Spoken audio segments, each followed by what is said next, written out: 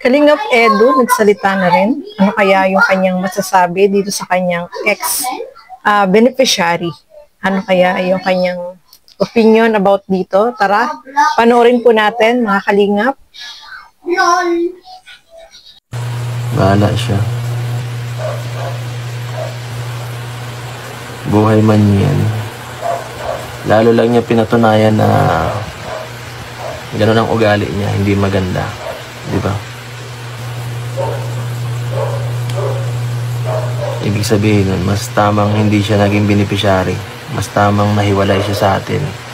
Kasi para tayo nag-aalaga ng hindi maganda, ng ganong klaseng tao. Hindi maganda sa ating hindi magandang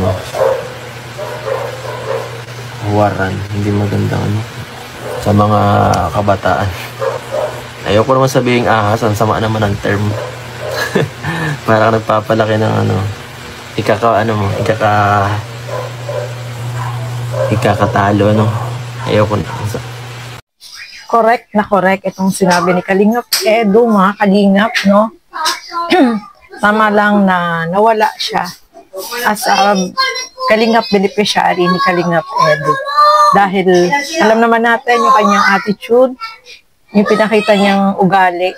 At kahit hanggang ngayon, sabi nga ni Kalingap Edu, bahala siya sa buhay niya, sarili naman niya yan, at wala na siyang pakialam dito sa kanyang ex-beneficiary, no, mga kalingap. So talagang nakita natin kung ano yung ugali meron itong kanyang tinulungan. At tama lang daw na binitawan na niya ito, no, mga kalingap.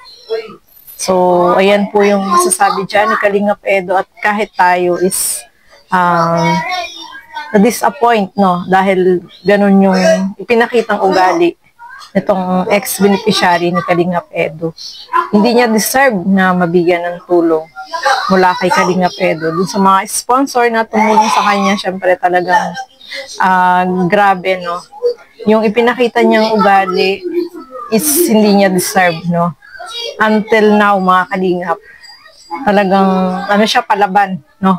Kaya tama lang na hindi siya naging hindi natuloy, hindi binitawan siya ni Kalingap Edu.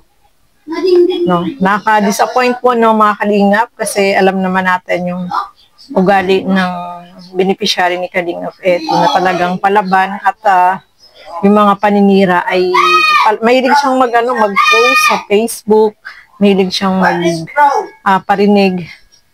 So hindi po yun maganda, no, mga kalingap. So, ayan po, no? Yan po yung masasabi ni Kalingap Edu dito sa kanyang ex-beneficiary. So, hanggang dito na lamang po muna. Lagi po natin suportahan Bal Santos Matubang, Kalingap Rob, at Edna Vlogs, at ang inyong lingkod, Gandang Eme. At syempre, suportahan po natin Kalingap Edu.